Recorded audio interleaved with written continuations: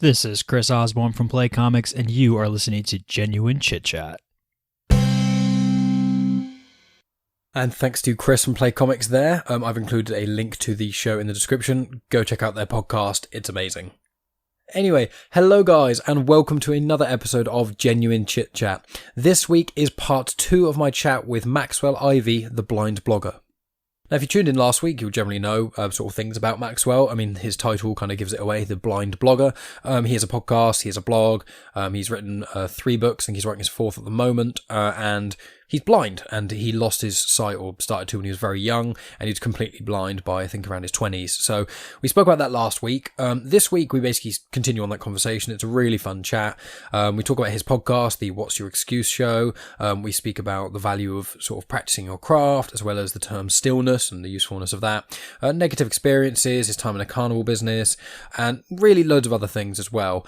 Right at the very end as well, you get to hear Maxwell sing, and his voice surprised me. It's actually really nice and really cool. And I mentioned to him about the band Kaleo that he'd probably quite like to sing along to at some point, which we're going to organise at some point in the future. But I'll keep people posted about that when it comes to it.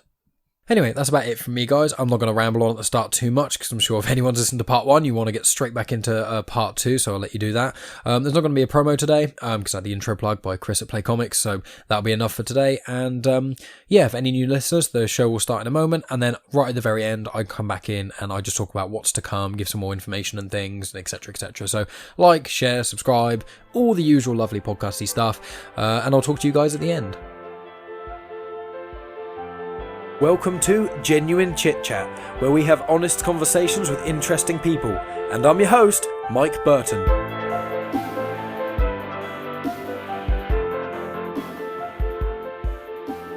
And the people who need to be encouraged, they're going to look at it and they're going to go, hey, the blind guy did that. What's my excuse? The people who don't need the encouragement, they're going to go, man, he should really hire somebody to help him make this look better. Yeah, and I think what you said there actually kind of encapsulates one of the reasons why you've been successful thus far, and one of the things that people should really learn from this, which is you've got the perfect mix of optimism and determination. Because if you're just optimistic all the time and you don't put enough effort in, then obviously you're just not going to get anywhere. If you are full on 100% determination and there's no optimism, you're just sort of flat out determined, you are going to be a perfectionist, and you're going to end up getting in your own way for a lot of these projects and things, because you're going to be spending, 90% of the work is going to take 90% of the time, but then you're going to spend twice as long again doing this tiny little adjustments of like artwork or this or these microcosms that no one's ever going to notice. And it's that balance of being self-critical but not being too self-critical, but also releasing things that are, as you perfectly put it, good enough. I put out podcasts, there's been the odd one or two which the audio isn't that great, and sometimes I'm like, it's Sunday night, which is normally when I release a podcast, and I'm editing it or just making sure everything's fine, writing some notes, etc. And then I'm like, I get to a point, I'm like, if I actually edit this and the audio is perfectly clean, it's probably going to take me about 7 hours. And it's like, that is not enjoyable. So I just say at the start of the podcast, I go, sorry guys, this podcast doesn't sound as good as the rest of them. If you're a new listener and you're an audiophile, then check out another episode. If you don't mind, then keep on going. I'm not going to spend 8 hours and grind down, Well, so that's the difference between us. I wouldn't have given them a warning. I would just put it out there. And, that's one of the benefits of having a good enough brand, is that, people have come to expect that, things are never going to be perfect. A lot of stuff that would bother the heck out of people who can see the website doesn't bother me at all. But I want to ask you a couple of questions. I don't know if, and maybe you can't answer them, but I want the people listening to think about their own answers. Okay. Mm-hmm. Do you have I know you have a website, but let's just say for the audience, do you have a website? Is the website live? How long has it been live? How long was it between the time it went live and the time you started telling people about it? And how many times have you reworked it or paid somebody to rework it so it'll be good enough to start telling people to come visit your website and start building up your audience and letting people hear what you have to say? Same thing for podcasting. How many of you have been talking about doing a podcast for years, but you have yet to record the first episode? How many pieces of technology have you purchased and still haven't recorded the first episode? How much time have you spent editing the episodes or monologues that you've recorded and they're still not good enough to be shared online? If you do have a podcast and it's live, Have you told anybody about it? Have you even told me and Mike about it since you're listening to this? Definitely should. Yeah, you definitely should tell us, if nobody else. Have you been on social media and let people know that you have a podcast? Have you recorded more than one episode? These are the kind of things that get in people's way because they think that they're not good enough. They think they have to wait until they are good enough to start sharing their story. And that is just totally the wrong way around. Because we need them to share their stories. And the other thing is, and here's the real big secret, y'all, for people that are thinking about starting a podcast or a blog, here's the really big key secret. And it really shouldn't be a secret, but I think I've got one. That is, people enjoy seeing you grow as a person. They don't need you to be perfect. They don't expect you to be perfect. As a matter of fact, the stats tell us that if you're perfect week one, you will scare them away. They will think there's something wrong with you because you're too polished too soon. People come to know you, come to like you. They're impressed with your grit and determination. They want to see you progress. So if you're worried about your first podcast episode being garbage, I'll help you out. It's going to be garbage.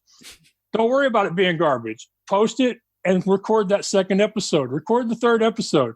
You're not going to get better talking about it. You're only going to get better by doing it. In fact, one of the best periods of my life as a podcaster was when I took a 15 video and 15-day challenge to record the answers to, short little nothing questions and post a video about them each day for 15 days. So if you're worried about your podcast not being great, get over it. It's not going to be great. Nobody's going to care except for those one or two or three people who their whole mission in life is to make you feel bad. And we all know those people. They get up in the morning, they're looking for something on Facebook or Twitter or something from a friend of theirs, shout down on that they can make themselves feel better by making you feel worse. But for the vast majority, the podcasting world, the blogosphere, the online business people, the vast majority of us are supportive, encouraging people. We want to see you succeed. We have abundance mindsets, which means just because you get people listening to your show doesn't mean people can't listen to my show. These are the kind of things that you find out after you do this stuff for a while. So if this perfectionism or this not good enough thing is keeping you back, then I will feel really happy with this interview if at least one person that watches this will say, Max, I posted a new episode and I told people about it. Or Max, I wrote a new blog post and I told people about it. Or I posted a new YouTube video and I told people about it. Because going back to your thing about combinations of optimism and determination, inspiration is not worth much without action. Mm-hmm. And I often get asked, Max, do you ever get bothered when people say that you're an inspiration? And my response is, no, it doesn't really bother me, but it would make me feel a lot better if they would tell me what I inspired them to do. Yeah, I mean, what you've said there, it's very important for people to hear, and I couldn't agree more. It is one of those things where people relate to flaws. If not everyone wants to see Superman who can just do everything all the time, because in fact it's boring. In my opinion, Superman is the worst superhero. Boring. It's like, hey, I can do everything bar one thing. So okay, well that's they had to add in a flaw for that cat. Exactly, yeah. Whereas you get other characters who are deeply flawed and have issues and things, and you watch them overcome these issues, and that is so much more satisfying than meeting someone from ground one who is perfect. And you're dead right there. It's people love the progression. They love knowing the person behind the podcast or the music or whatever creative outlet someone has. It is exactly that, mixed with what you also said, which is, for lack of a better way of saying it, practice makes perfect. You can't know how to get better at something until you make the mistake. Like I know with podcasting, I did a couple episodes where the microphone was actually just facing the wrong way, like literally just completely the wrong way at me. And I only know that because first of all, I'm a moron, but second of all, because, no. I'm just joking. Anyone who does that isn't a moron. It's a very simple mistake. But, I only learned more about microphones and then how to actually edit the audio afterwards. I was like, oh, this audio needs to be just made a bit louder. Okay, I've done that. That's one little thing to add to my tool belt of stuff I can do. And every little mistake I've made, every little way I've tried to kind of help it a bit is another thing I've learned. And that's all it is. That's all life is. No one is born and knows everything. That's ridiculous. You just try and be better than you were yesterday, and that's a success. And it's the same with anything you create and release. Yeah. In fact, I record with a headset because the two times I tried recording with a microphone, both times the audio levels were so different between my audio and the guest's audio that people got people couldn't stand to listen to those 2 episodes because they have to keep turning the volume up and down. I see. Yeah, I mean, it is one of those things. It's just people do, I think, with the culture that we're in at the moment with, social media, and I mean, I love Netflix and all this sorts of other jazz, but getting it all, everything, the second you want it immediately at the snap of your fingers, or you can even press a button on your phone, you don't even have to type it, you can just say it and it will give it to you. It brings this culture of instant gratification, and it makes people want everything right this second. And I see a lot of people in these podcasting groups and stuff who are posting like, oh my God, my podcast, it had like 100 downloads every episode, and then one episode it dipped to 60. What shall I do? Shall I change my whole format? And you're like, whoa, rewind a bit there. You getting 100 episode downloads per week, whatever. That's really cool. Focus on that. Don't just have a meltdown because one moment it dips. Yeah, I recently broke 1,000 downloads with my podcast. It took me 188 days before I got there. And when I first heard that number, I'm like, man, good, I've done something. And then I heard from some other people online. I'm like, Max, you should have got to 1,000 a lot quicker. And then somebody, a really good friend of mine, said, Max, if you stay at this long enough that you get 1,000 downloads, according to a stat I just read, and here's where you can go read it, you're in the top 20% of podcasters worldwide already. I'm like, okay, great. And I share that one because I'm proud of the 1,000. I like to slip it in wherever I can now. But the other thing is it shows the danger of comparing ourselves. And that's one of the real dangers of social media, is because far too many people on social media are only sharing the positive, shiny, glossy stuff that they've done. We hardly ever hear about the bad things that have happened to them or the mistakes they've made, unless it's so disastrous that they're trying to raise money off of it or something. Usually, people only post the good stuff on social media, especially Facebook and Instagram. And so people start to get this idea that when they have a setback, that there's something wrong with them because nobody else is having setbacks. When they have a bad day, they're like, well, nobody else has had any bad days lately, because on Facebook, very few do. And so that's one of the things why I'm happy that apparently there's something wrong with me, that I have trouble restraining myself from sharing things, even if they don't always show me in the best light. And more than one coach has tried to tell me, Max, I know your thing is being honest, but could you be less honest or honest with more positive language? And I'm like, I can try, but we both know that's not going to end well. So thankfully, I don't filter myself that way. But there are a lot of people on social media who they cannot post anything without editing it to the point where every word is positive, where every picture, is amazing. And that's especially bad on Facebook.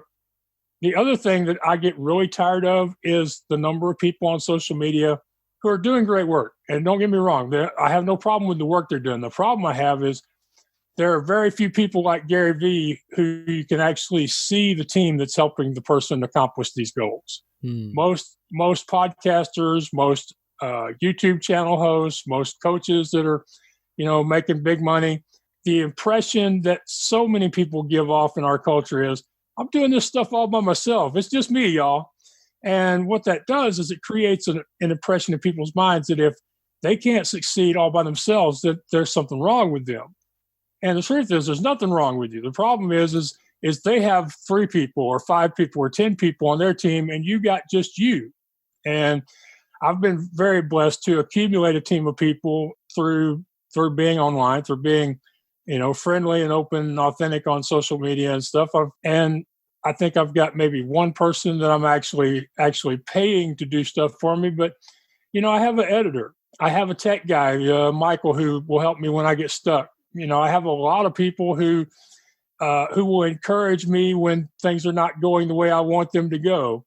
And there are people who, when I need something done, they will either give me suggestions or they may offer to do it for me themselves. And many, many times over the years, I've had people offer to do stuff for free that they charge for, or offer to do it at a lower price than they usually charge, or to do it on installments or in exchange for services, because they know that I'm a sincerely humble person that's working my butt off every day just to try to build this thing up and help other people. So, but I get really tired of this whole idea that the face on the screen is the only person in that business. I really love it when coaches and podcasters will let you see their team, acknowledge their team, and even tell you, hey, you need to go visit so-and-so's website because without them, I wouldn't have this podcast. So I'm doing my best to try to dispel that myth and help people think, no, you're not a failure. You're just doing it by yourself. Yeah, I mean, that's incredibly important advice to people, and that's a very good point. I mean, there's a musical artist who you may have heard of called Hosier. Have you heard of him? Do they maybe pronounce it Hosea over here or something? No, he's got a song called "Take Me to Church," which Take Me to Church. Okay, yeah, it's like I've heard the song. I just didn't know his name. Yeah. So if anyone's listening, I'll do a very brief, horrendous edition. It's "Take me to church, I worship like a dog in the swine of your light." That's how the song goes, and everyone should probably know that song. And I saw him live a few months ago, and he's a brilliant artist. I really like him, and it's my friend's absolute favorite artist in the world. And he's got an incredible voice live, really great. He's on stage with 7 other people. Some of them are playing like bass and then violin, and the other playing like percussion, and then changing to a different instrument at the next song, because his songs are all quite different and varied. And one of the things that I liked the most about seeing him live is not only was he absolutely phenomenal in his craft and things, but before his last song, which I think was "Take Me to Church," the song I just did, he stopped and thanked every single person on stage. He named them all. He said what they do. He said like sort of information about them. He then also thanked all the stagehands, his tour manager, and he was there for about 5 minutes or so, thanking about 20 people. And it was like, it was just so nice to see that there's this guy who is a multi-million platinum selling artist or whatever. He's playing all over the world, selling out big venues and things like this, and his songs are heard everywhere, and he still knows, and he's humble enough to take the time to say, I can't do this without other people. Like, I may have written the music, but I needed a producer. I needed this. I needed these people who support me. I need these people who, when I come live, I can't play 9 instruments at once. So it's really nice to see when you do have someone who is in that position. But I agree with you that it's actually kind of upsetting that he was such a shining example, but I've been going to gigs for well over 10 years and so many different bands and things. And it's so rare to find bands who really genuinely and sincerely actually thank the people who, as you say, aren't the face of the brand in a sense. Yeah. And it really hurts people. It damages a lot of people's dreams, because they do get the idea these people are doing this by themselves, and it's wrong and it's dangerous. And who knows how many people have quit on their dreams because they're not making the progress they think they should quickly enough, because they don't realize, or they can't figure out on their own that this person has a whole bunch of people behind the curtain that nobody's seeing that are making sure they look amazing. Exactly. And linking back with the sort of what you said about on social media as well, people sort of posting an artificial rendition of their actual life and things is, it goes back to the flawed things, but it is exactly what you say, which is people get the wrong impression a lot of the time. And I try and say in my show, one of my sort of running jokes is the motto of the show is honest conversations with interesting people. But the actual thing in reality is that everyone is an interesting person in their own right. And my favourite thing in the world is when you speak with someone who is passionate about what they do, and you see them get ignited by them talking about it. You talk to someone who's passionate in their craft and they get excited talking about it. And it's such a nice, good feeling to have. And I kind of say, like, I could almost have anyone on my show that I know at all, and just, if I ask them the right questions about the thing they're passionate about, they'll have a conversation with me that many, many people would love to hear, because I don't believe there's a person on this planet who doesn't have something interesting to say about what they're passionate about. Yeah, I couldn't agree with you more. Somebody recently asked me if they were going to do a book based on the people they've met riding in Uber, and I told them somebody has already published a book called The People They Met on the Bus. And was basically the same approach, that, that there are people all around you every day who have great stories.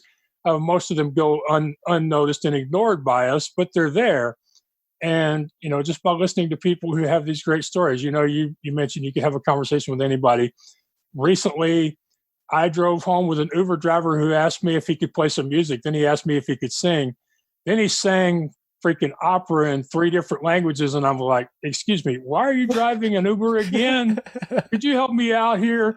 And I gave him my card, and he hasn't gotten back to me, because I was seriously wanting to say I had discovered this cat. I mean, it's just, I forget what country he was. He was, one of the typical people that was I think he was an ophthalmologist or something in his home country, He's here driving Uber. But I mean, there are people like that all around us, but most people don't take the time to notice them. If they take the time to notice them, they don't take the time to ask them what is it that interests you? What's your story? And that, of course, is one of the great things about doing a podcast is we do see these people that we kind of somewhat know because we've seen them online, and we go, hey, would you come and talk? And we find out what it is they're passionate about. We have a conversation, and sometimes we have a conversation and it lasts 45 minutes, and you're thinking you're looking at the clock, and then other times you talk for an hour and a half, and you're like, it felt like 5 minutes. But either way, you get to find out something about that person that you wouldn't have known if you just walked past them or if you just continued to see them around online. No, exactly. And it's, with this podcast as well, I don't know if you've sort of found this, but I found that having a podcast has actually made me a better conversationalist, because I found, especially for myself, I mean, I'm an extrovert, and there's two things that people have always said about me, which is I am weird and I'm very, very talkative. Normally it's sometimes if it's a different word to talkative, there's many other ways of saying it. Yes. It's not all of them positive. Yes, I got you. Exactly. And, one of the things I found is that when I'm talking to someone who's interesting, especially, I get a bit too excited with what I want to tell them. And sometimes I get wrapped up in being like, oh my God, and I want to tell you this thing about me and this thing about me. And eventually I realize it's a term, it may have come from somewhere else, but I think I may have created it, but it may not have. It's called verbal waterboarding. And it's just, when you just basically waterboard someone with your words and they can't get a word out at all inchways. And it's like, even if they're enjoying the conversation, sometimes that can happen. And I myself have been guilty of it a lot, but I found that podcasting, not only because of trying to be, in air quotes, an entertainer and trying to release things for people to hear, but having someone taking time out of their day like yourself to actually have a conversation with me, it's not really fair if I just sit here and talk at them for 2 hours and then, you know what I mean? So it's really helped me as a person, even if, say, tomorrow for some weird reason I can never do podcasting again and nothing, air quotes, big ever came out of it, I would still have the people I met from it and also what I've learned as a person of the things I've learned from these people, as well as just how to talk to people better, is invaluable. And people need to pursue whatever they want to do so they can have these lessons, in a sense.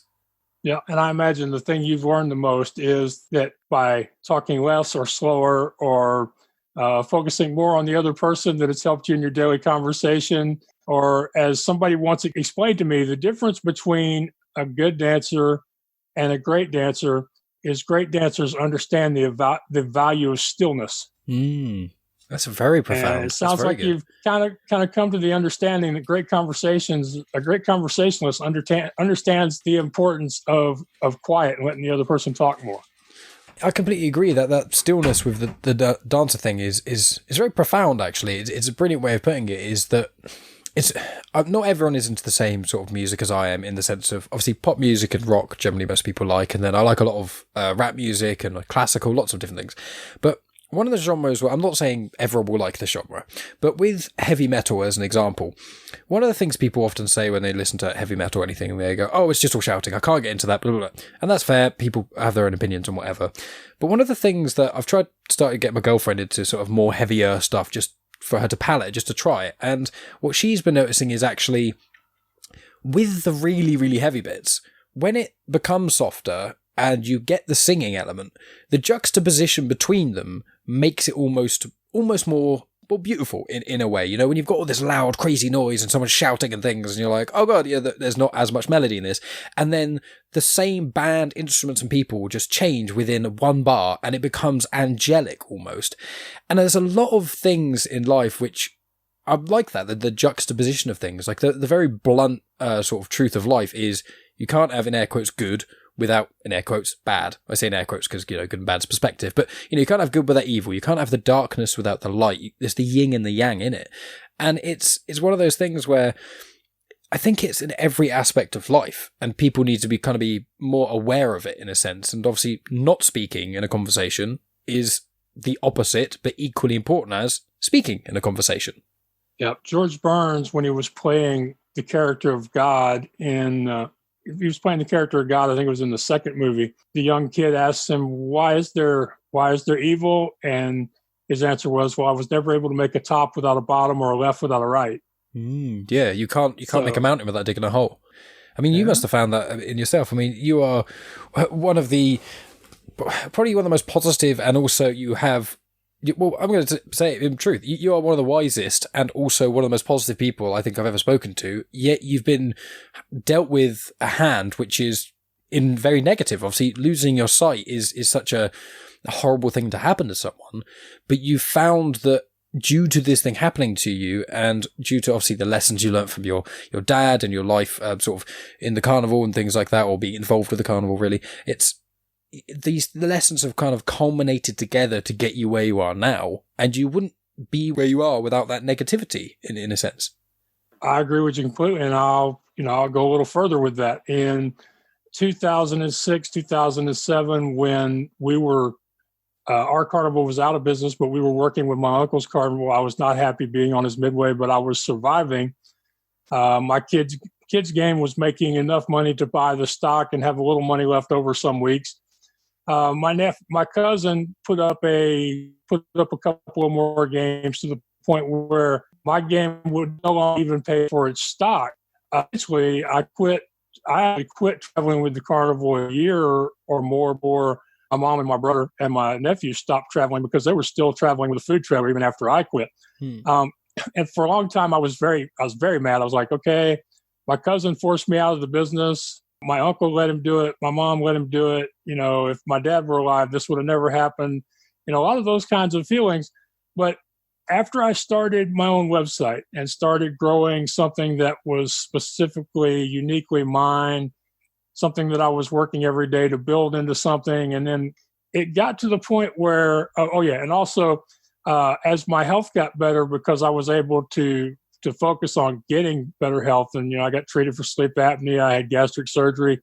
So as I started to find the passion in the business, I started to get healthier. I eventually came around to realize that my cousin, he did me a favor. He forced me out of a business that I was not happy in anymore, but I was there because I felt like I was obligated to be there. And my family felt like they needed to have me there, even if I wasn't enjoying it, and especially even though I wasn't making any money doing it. So, I actually thanked my cousin in my first book. And I say in there that he's not the kind of person I could ever sit down and have a conversation with and explain to him that, this is how I felt when you did this. But I've come to the understanding that you did me a big favor, allowing me to become more physically, emotionally, and spiritually healthy as a person because of this. I can't tell him that in person. But I decided that I'm going to include that in the book. And who knows, maybe someday somebody will show it to him or he'll end up with a copy of it.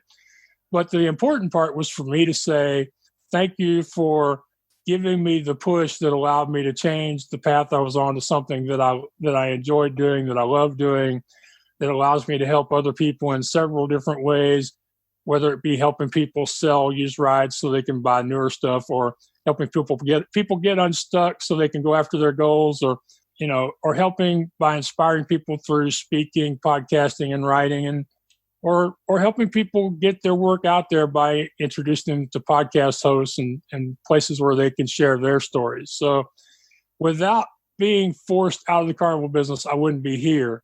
And at first it did hurt me. And at first it did cause me some depression, and I did put on even more weight than I had when I started. But because of that, I had the space, the time to think about it, to ponder it, to get healthy, and to start the road down to becoming the person I am now. And it's linking in with that. It's almost like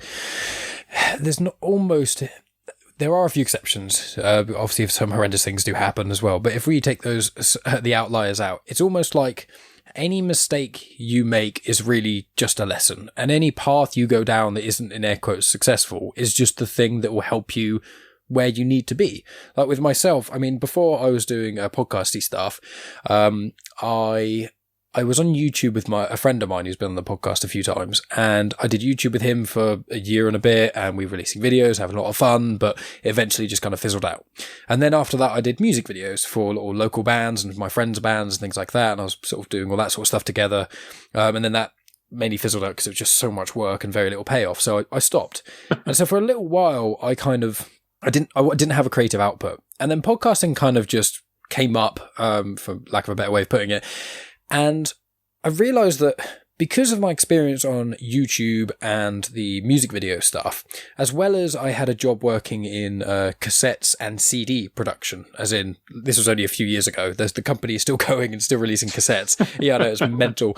And because I was doing that and I was doing graphic design and stuff, when I decided to do my podcast, I already had the sort of editing knowledge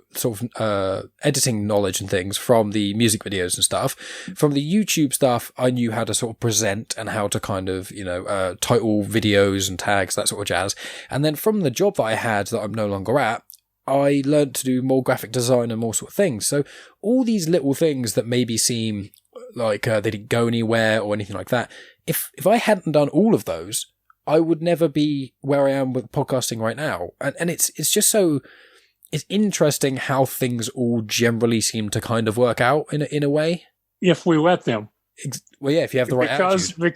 Because you know that there are people who, they get stuck.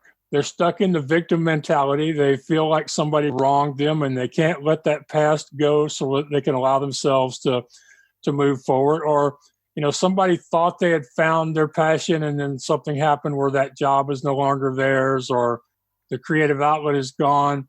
There are a lot of people who could take all the things they've learned in the last year, 5 years, 10 years, and do something with that. But quite a few of those people are bitter and hanging on to mistakes and failures and setbacks, and they can't allow themselves to move forward. I'm sure, well, I don't know if you liked your job with the CD and cassette people or not, but it was probably a job. And I've come to the conclusion there are lots of people who are comfortable in bad situations because they feel like trying something new could be worse than what they already have. But a lot of it is just, we have to let go of the past hurts. We have to let go of the embarrassment that goes along with our setbacks and try the next thing in front of us. And maybe that next thing won't work either. I mean, I really don't, one of the questions I hate getting asked is when a podcast host will go, so what are you going to do next, Max? Where do you see yourself in 5 years from now? What are your big plans for the future? And I'm like, I don't know. I mean, I'm in a lot of cases, I'm here where I'm at now because I said yes to somebody asking me if I would try something new, or I took the next logical step from something I was already doing. Like I've done over 200 interviews on podcasts, and people kept asking, Max, when are you going to have your own show? So eventually, sooner or later, I knew I was going to have my own show. It just took a while. So I don't know what I'm going to be doing from here on, but I do know this much. If writing the books never becomes a thing, never becomes New York Times bestseller, somebody write me a big check like they used to give out on the Publishers Clearinghouse, there's still a lot of great experiences, and I've still helped a lot of people by sharing my experiences and telling my stories and making them laugh and making them cry and making them think a little bit differently about their circumstances. And, maybe the writing will be a big thing. Maybe the podcasting will be a big thing. One of the reasons why I do so many different things is I'm not sure which one of the things I do that I enjoy doing is going to be the one thing that becomes the reliable, sustainable, supportable income generating part of my life. I really don't know. And as long as I continue to enjoy giving talks, doing podcast interviews, writing books, doing my blog posts, as long as I continue to enjoy that stuff, then in my mind, it's successful. Or as I used to say when the subject would come up and like blog commenting and stuff, when people would be talking about success, I would go, I am personally satisfied with my work. I am totally fulfilled with what I'm doing. My bank account just hasn't caught up with the rest of me yet. That's a brilliant way of putting it. And I mean, Max, I feel like I could probably talk to you for hours and hours and hours. So we are definitely going to have to do another one of these again, and maybe I can come on your show at some point, and maybe we can do that. Once you've released the fourth book or something, you can come on and we could probably talk about the book for 5 minutes, and then we'll talk about everything else again. But before we sort of wrap up and things, I mean, it has been an absolute delight to have you on the show, and this is quite a longer chat, which I was really happy about, which means I can split it into 2, and I'll be promoting it for the 2 weeks. You might be able to split it into 3 by the time you're through, man. Well, I'll be splitting it into 2 and sharing it and all that sort of jazz. But before we before we do wrap up, I want to see if you can have sort of some final word, and if there's anything else you want to just add on for any of the listeners. Right. Well, I've got three things I like to make sure people understand is that I have accomplished these things, some of them scary, many of them difficult, because I have learned and been taught to do three things. One is deciding to find solutions instead of making excuses. Mm-hmm. And in a lot of life, it does come down to making the decision. The second thing is asking for help and being willing to accept help when offered.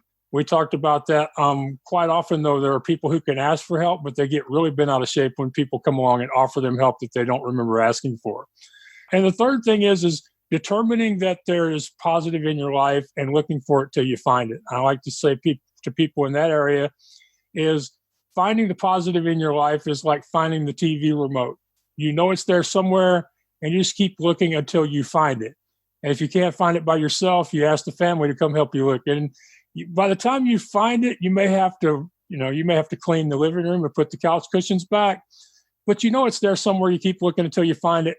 And that's the way it is with finding the positive. There's a lot of positive things that happen in people's lives every day, but they don't take the time to notice them. They don't list them. And so they don't realize that they happen. So those are the three things I do really well. If people want to know more, they can find me at theblindblogger.net.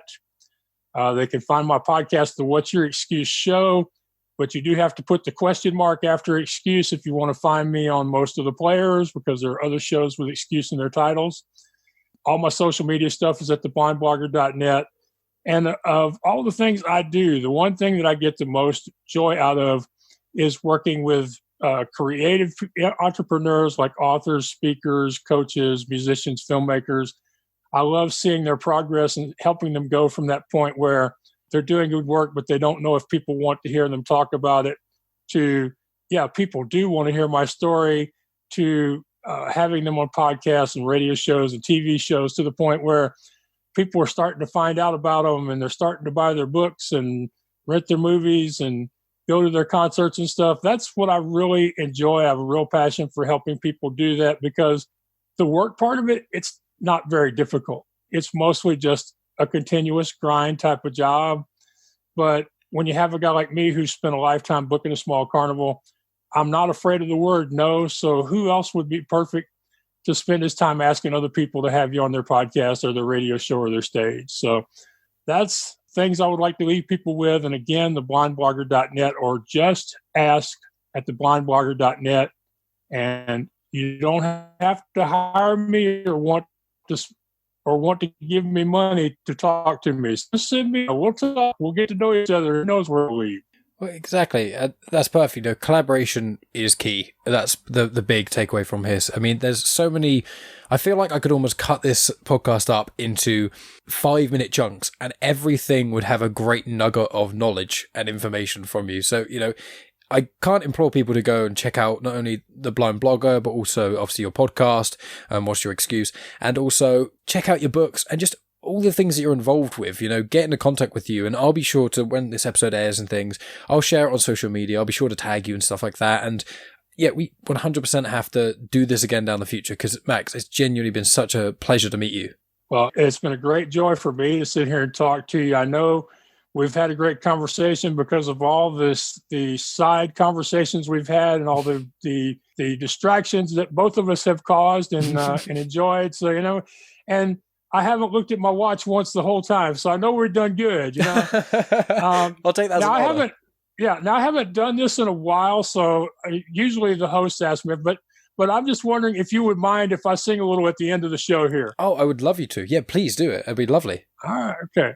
Yeah, people stopped asking me, so I had to start asking. You know, that's one of those things. All righty. I'm going to sing a different song because it speaks to this whole thing about collaboration and asking other people to be part of your journey. 100%. Okay, here we go.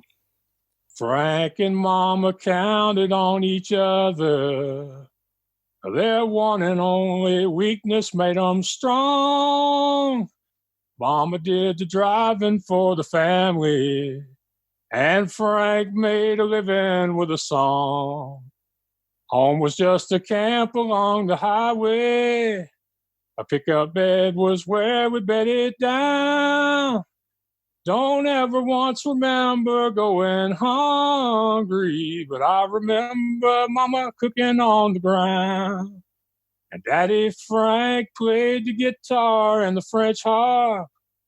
Sister played the ringing tambourine. Mama couldn't hear our pretty music. She read our lips and helped the family sing. That little band was all part of living, and our only means of living at the time. And it wasn't like no normal family combo, 'cause Daddy Frank, the guitar man, was blind. Thank you. I appreciate that.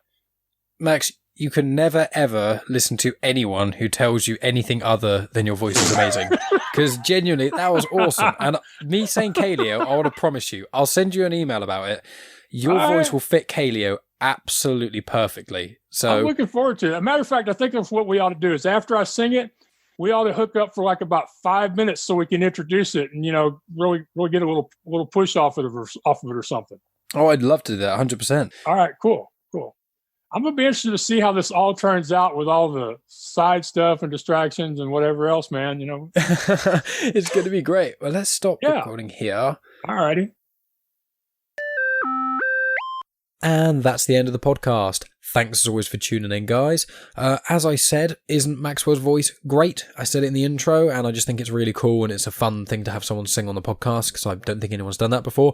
Make sure you check out his podcast, the What's Your Excuse show. I've included a link in the description, but if you like this show, you're probably going to like his show. It's kind of similar vein, and be sure to check out his website, theblindblogger.net. That is also in the description. That's his sort of blog, thoughts, includes the podcast on there, as well as information about his books, and all that other cool stuff. So go check that out, give him loads of love, follow him on social media, and that usual stuff. Coming up, I've got no episodes recorded at present for next week's release, but I do have 3 sessions of recordings next week. So I think one of them will be of Goff of Beer Nuts Productions, who's also a blind gentleman. He's been on the show twice before, so I'll be having him on. I'm going to be having some guys on from a podcast called In the Black Podcast. In the last few outros, I haven't mentioned them because we wanted to make sure it was all 100% going ahead. And Big O, the host, he posted it on Facebook and tagged me in it. So that's pretty much a shoo-in. So that's going to be really exciting, because anyone who follows me on social media or listens to anything, I always like to promote In the Black Podcast, because it is probably my favourite indie podcast. I really like In the Black, and I also I love Comics in Motion. I love Heather Vickery's The Brave Files. There are loads more, like Witch Murder and loads of other things, but I'm not going to just sit here and list them all. Like We Fix Space Junk, etc. Many of them are in the Britpod scene, and a lot of the people in these podcasts I've actually had on this show. So I'm not just going to sit here and list all the podcasts I like, because I'll be here for a while. But that's what's coming up next week. I've got someone else who's due for recording as well, but I don't believe in jinxing or luck or anything, but I don't like to say, yeah, I'm having blah, blah, blah on, and then something happens and they don't come on, because then it's just, So 3 podcasts should be recorded then. I think I'm going to be having a few more recorded as well. I'm going to be doing a few more guest spots. I think I'm doing 2 or 3 guest spots in March. I did a little bit of voice recording as well, like a tiny bit of voice acting for a friend of mine as well who's got a podcast. So I'll be appearing in that at some point. Yeah, that's about it from me, I think, guys. As I always say, like, follow, subscribe. Every podcaster says basically the same thing. I don't spend any money on ads. I don't have a Patreon as of yet. Maybe I will get one in the future.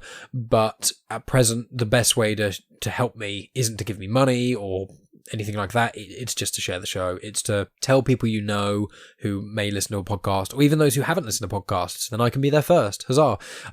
Go through the back catalogue, see some stuff that people would enjoy. I have got countless different guests of almost every genre of conversation that I've had in the gist of, at least on this show. I'm planning to have many more as the years to come, but if you are ever stuck, you can go on YouTube. There's playlists there, and I've put everything in genres, basically. Almost no one listens on YouTube. I do apologise to I think 2 people who do listen on YouTube, but generally no one listens on YouTube compared to all the other sort of podcatcher apps and that sort of stuff.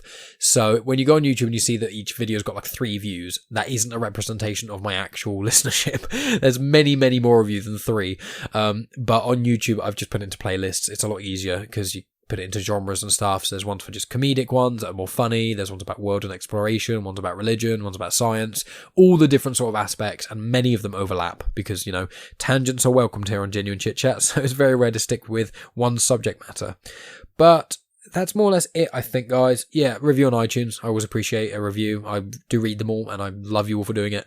And yeah, that's enough from me, because I've clearly run out of steam to say anything at the end of this show. So thanks as always for listening, guys. I really, really appreciate it, especially anyone listening right up to the end and hearing me just ramble on about nothingness. And yeah, I'll talk to you guys next week.